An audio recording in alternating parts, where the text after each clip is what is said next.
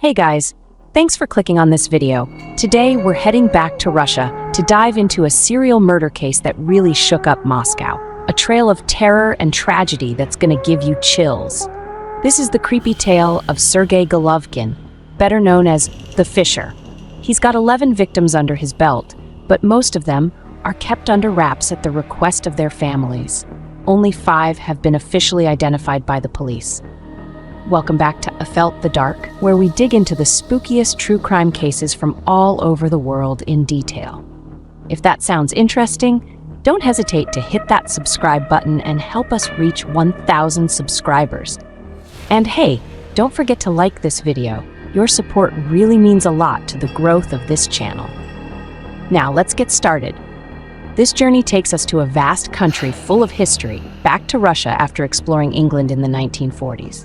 Russia, once the biggest unified country in the world under the communist regime of the Soviet Union, has stories that never run out. Among its many cities and regions is Moscow, the capital that stands tall as a center of culture, politics, and history. We're also going to check out the city of Odintsovo, located in the Ma Oblast, a place that looks peaceful, but don't let the pretty sights and calm forests fool you. This is where innocence gets shattered and evil forces come to light.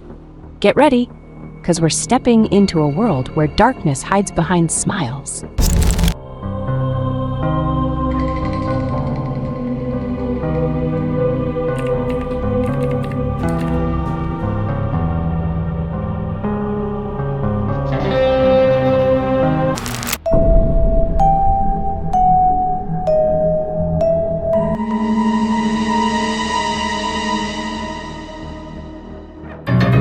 Sergey Golovkin was born on November 26, 1959, in Moscow. His early years were filled with struggles and hardships. His dad battled alcoholism, and his parents' divorce cast a dark shadow over his childhood. On top of that, Golovkin dealt with health issues, including a birth defect in his chest that caused him to have frequent bronchitis and digestive problems.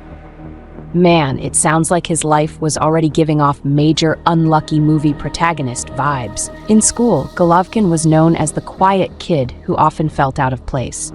His male classmates noticed he wasn't really interested in girls and had very little social interaction. And there was this sad issue he faced too. He struggled with enuresis, which made him super anxious about his friends finding out. Talk about a burden that just added to his feelings of isolation. To top it all off, at age 13, he started showing some seriously creepy behavior by catching a cat, hanging it up, and mimicking it. Yup, definitely a bad sign of things to come. Golovkin continued his education at the Tymyr Agricultural Academy. One night during his senior year, he ran into a group of vocational school students.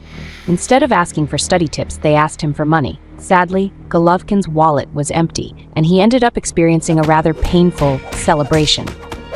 His teeth got knocked out, his nose was broken, and a couple of his ribs joined the party too. Sounds like they were trying to film an action movie or something. After that incident, Golovkin decided to turn his frustrations into a mission, to punish the bullies. But instead of targeting them, he ended up like a lost superhero, taking out his anger on innocent people and kids instead.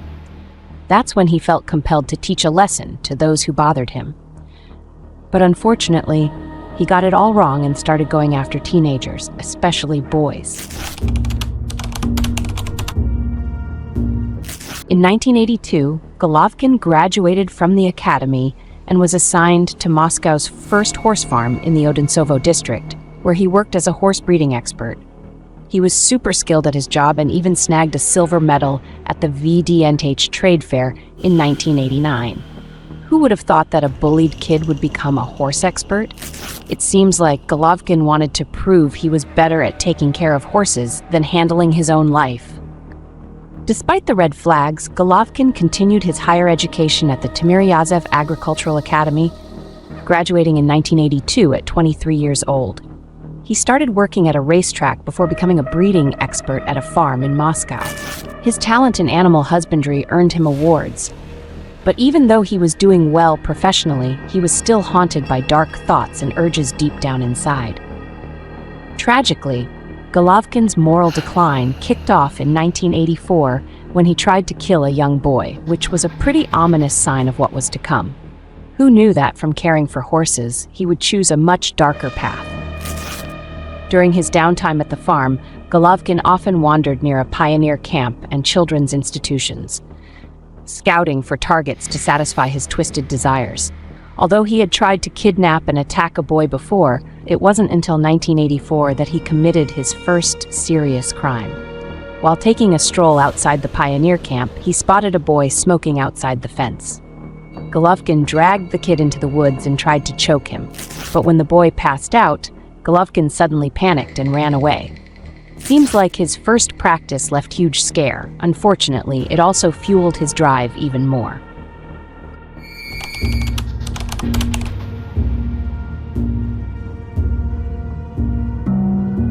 The dark tale begins when Golovkin starts turning his twisted fantasies into reality, even though, like a nervous wannabe big bad, he hesitates at first. In April 1986, near the Kachua train station in Nekrasov, Moscow Oblast, Golovkin finally commits his first murder. Unfortunately, this moment doesn't happen under the spotlight or on a stage. It goes down in a dark, quiet corner of the woods. His first kill makes him feel guilty, but at the same time, he discovers a newfound confidence and satisfaction. Thoughts swirl in his mind, pushing him to do it again and convincing himself he needs to be bolder. He's determined to take revenge on the bullies from his past by unleashing his frustrations on innocent people. A few months later, he finds another opportunity. After his earlier attempt at murder in the pioneer camp area, Golovkin seems to wait a few years before trying again, feeding his growing bloodlust. He's totally unaware of just how dark this next encounter will be. Armed with a knife, he threatens and drags Andrei deep into the woods, ready to shatter the kid's innocence for his own sadistic ambitions. Brutally, he strangles Andrei to death and, in a horrific act, desecrates his body, making Andrei Pavlov his second victim. It looks like Golovkin got way too lost in his fantasy of being a hero with a twisted, warped vision.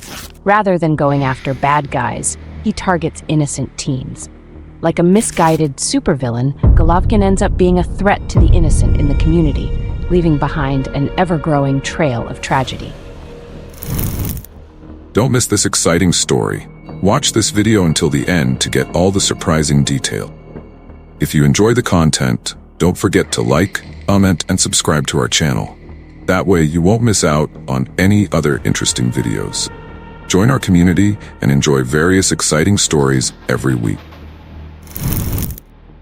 At a summer camp near Odintsovo, while Andrei Guliev is enjoying the camp vibes without a care in the world, Golovkin suddenly shows up with a sharp knife in hand. With that threat, Golovkin ensures that Andrei faces the same tragic fate as his first victim. The horror Andrei experiences is a stark contrast to the peaceful nature around him, which should have been a safe place for a kid his age. Not long after this incident, a witness reported seeing the attacker and described him as a tattooed guy with a snake and a knife that had the word Fisher on it. This led to Golovkin getting the nickname the Fisher. But it's important to note that this eyewitness testimony later turned out to be inaccurate and was actually fabricated to spice up the mystery and heighten the fear in the community. This just shows how complicated the investigation process can be in cases of serial killings that are just getting started. Golovkin's story is a terrifying example of how cruelty can lurk behind seemingly ordinary appearances, highlighting the importance of being aware of our surroundings. Andrei Guliev became the next tragic victim, adding to the growing list of Golovkin's increasingly horrifying acts. Like a maniac thirsting for violence, Golovkin continued his mysterious rampage, leaving a trail of destruction in his wake. A few months after this event, the body of another 16-year-old boy was found in the Odintsovo district with 35 stab wounds and signs of mutilation. This victim became the third in Golovkin's gruesome killing spree, and by the time this third victim was discovered, the killer was still on the loose, showcasing how crafty he was in carrying out his crimes. Between 1984 and 1988, Golovkin was suspected of carrying out a bunch of serial killings. as a number of kids were found mutilated in the woods, and the identity of the killer remained a mystery during this time. At one point in 1988, Golovkin got his hands on a cream-colored VZ-2103 from his parents. From the outside, it looked like any ordinary car, but inside, Golovkin had something way off the charts planned. This was where he plotted his neat, trace-free murders, which left the community on edge. Sergey Golovkin got the go-ahead to rent a garage at a farm for his car. Without anyone knowing where he got the idea, he decided to modify that garage into a secret space. Underneath his car, there was a hidden basement that looked like a personal prison. He did it all by himself without anyone's help and without raising any suspicion from the other workers at the farm. Golovkin was running his little construction project solo. At first, Golovkin thought the basement would be a perfect place to store potatoes, pickles, and other stuff, just like a regular gardener thinking about winter stock. But once he realized the cops were on the hunt for a killer, he figured he needed to be careful, and suddenly had the bright idea to turn his garage into a more versatile basement. Golovkin started renovating his garage, pouring concrete floors, lining the walls with cement, and even putting in iron rings to hold his victims. "I bought a baby bathtub to catch the blood. I really prepared for this," he said, as if he was just talking about a kitchen remodel. "Maybe I should invite my friends over for a barbecue, but this is way more exciting, right?" With his well-thought-out strategy, he lured innocent boys, usually kids from his neighborhood, with promises of adventure to steal things that could be sold for some extra cash. But instead of arriving at a cool hangout like promised, these teens ended up facing a horrific fate.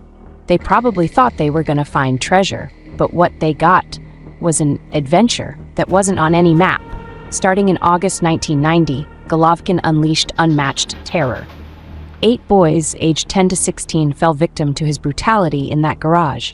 It was here that Golovkin committed horrific acts, getting a twisted thrill from the pain he inflicted on his victims. Golovkin's modus operandi clearly showed a level of horror that was hard to wrap your head around. He reveled in his victims' suffering and engaged in necrophilia. Sergey Golovkin, better known as the Fisher, really seemed to get a kick out of the suffering he caused innocent people, almost like he found a hidden talent he was proud of. His reign of terror plunged the Moscow area into dark shadows, leaving behind shattered lives and grieving families. But amidst all this darkness, there was a glimmer of hope as efforts began to uncover the sicko responsible for this horror. He kept on going, abducting boys, dragging them into his torture chamber, raping them, and then choking them to death. He chopped up the boys' bodies and buried them far away from the horse farm. His method of killing, by strangulation, earned him another nickname, Boa. Golovkin once said, "The more I liked a victim, the more I wanted to manipulate them, cut them up more, cut again." At work, his colleagues noticed he always seemed super focused. Actually, too focused might be the better term. While checking and breeding the horses, his hands often seemed to get stuck in the animals' rear ends longer than necessary. Observers started to raise eyebrows, seeing his eyes glaze over like he was in another world. Every time someone tried to chat with him, he would just go silent, almost as if he'd gone deaf, like a tree that doesn't hear anything but keeps swaying in the wind. One day, while holding the mare's genitalia, he said with a mysterious smile during a training session at the farm, "It felt like being in God's heaven, just me experiencing it." The women in the training session felt awkward, some even blushing at his behavior. Of course, some were secretly thinking, maybe it's not just his horses that need checking.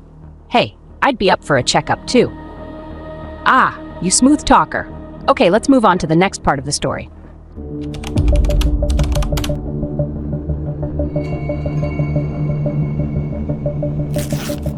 On September 15, 1992, Golovkin picked 3 more victims. One of the scariest events involved 3 teens at once: Yuri Sidyakin, Vladislav Sharikov, and Denis Efremov. Those Russian names always sound so complicated, right? Just saying them can trip up your tongue. These 3 unsuspecting kids got into Golovkin's car on that fateful day. Actually, there were 4 of them, but the last one chickened out, saying he was worried his parents would freak out and come looking for him if he joined in on their little theft adventure.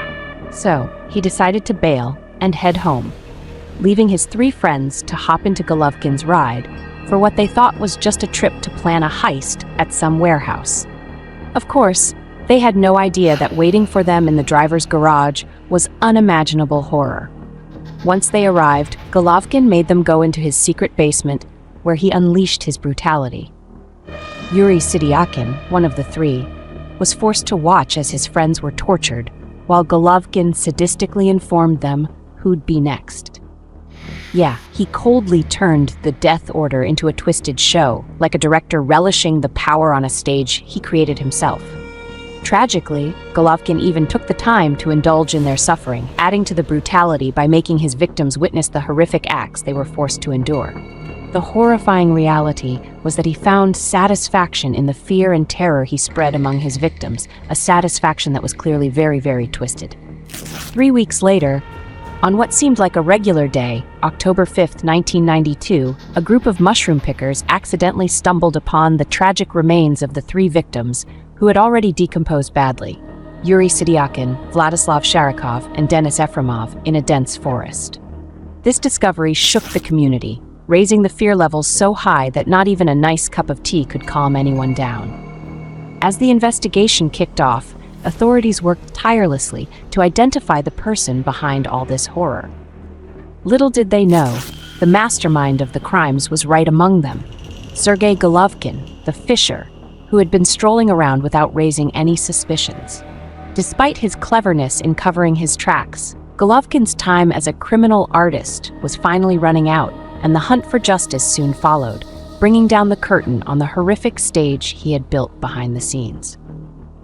The police started interrogating the last friend who saw the boys leave with Golovkin.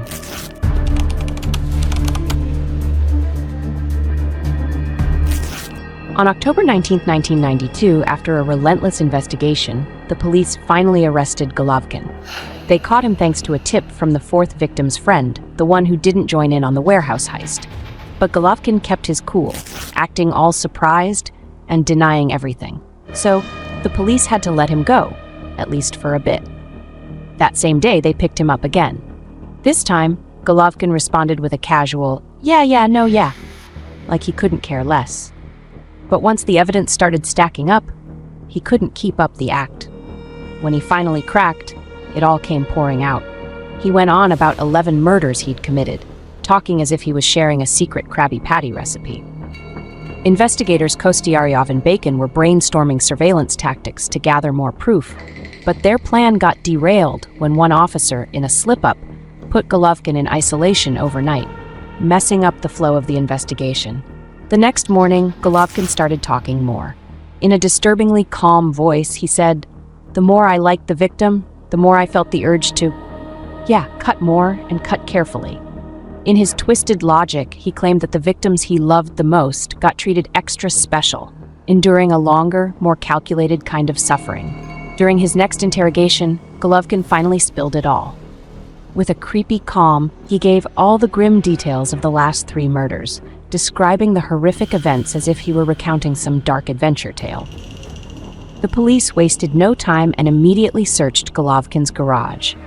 Inside, they found stomach-churning evidence, a baby bathtub covered in layers of burnt skin and bloodstains, along with clothes and human remains.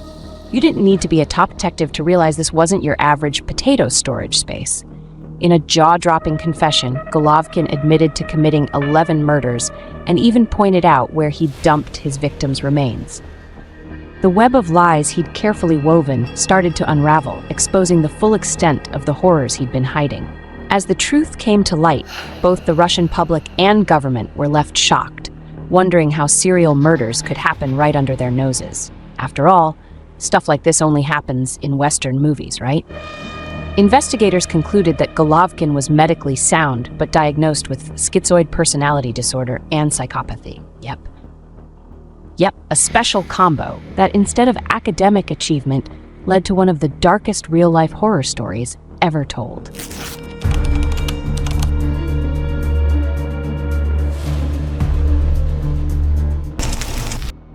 This gives a little peek into the twisted psychology behind his horrific actions. On October 19, 1994, Sergey Golovkin was sentenced to death, the price he had to pay for the lives he took and the souls he shattered. But as usual, justice turned slowly, like waiting in a checkout line on a holiday, while the dark shadow of Golovkin's crimes kept haunting the families desperate for closure and justice. The story finally ended on August 2nd, 1996, with the last chapter wrapped up in a very to-the-point way. Golovkin faced the ultimate consequence of his actions with a single shot to the back of the head, a short but fitting end to this dark tale. Sergey Golovkin was the last person executed in Russia before the country banned the death penalty, making him a bit of a dark legend in Russian justice history. With his death, society felt a strange mix of relief and sadness. Though for the victims' families, the grief and loss will never fully go away. It just sits there like an unwanted keepsake on the shelf. Golovkin's case, with the nickname the Fisherman, left a deep scar on the community and the nation. His brutal crimes and young victims left people frozen in fear and disbelief. Now, whenever someone says Golovkin, they don't think of fishing, but instead of a terrifying figure who fished for innocent souls. The victims' families, forever shattered, are forced to live with the trauma he left behind, like a wound that refuses to heal, a bitter memory they wish could disappear, like casting a line into the deepest ocean. The Sergey Golovkin case rocked the community. Parents became nervous about letting their kids out, and neighbors suddenly started eyeing each other with suspicion. People kept asking themselves, how did someone like Golovkin slip through the cracks for so long? This case opened a lot of eyes about the need for better mental health services. It was kind of like a nationwide wake-up call that sometimes the worst catches are lurking nearby. Law enforcement didn't escape criticism either, especially since they let Golovkin go after that first interrogation. In the end, the case pushed for improvements in investigative procedures and interagency cooperation. The legacy of the fisherman remains one of the darkest chapters in Russian crime history, reminding people to stay aware of possible dangers around them. As a preventive measure, child safety programs started popping up in schools, and parents got guides on how to talk more openly with their kids about the dangers out there. The Sergey Golovkin case sparked some heated discussions about criminal psychology. Criminologists were busy analyzing what was going on in the fisherman's mind to understand what drove his actions. Golovkin's story is a reminder of how dark the human side can get, and sometimes that darkness comes from places you'd never expect. We can't forget the innocent lives lost because of Golovkin. Their memory teaches us that crime can happen anywhere, and it's essential for us to stay vigilant. Even so, seeing communities come together to fight against crime always inspires us. Don't forget to like, subscribe, and hit the notification bell to stay tuned for the latest crime cases. Thanks for watching, stay curious, and remember, sometimes the truth lies in the darkest corners. See you in the next video.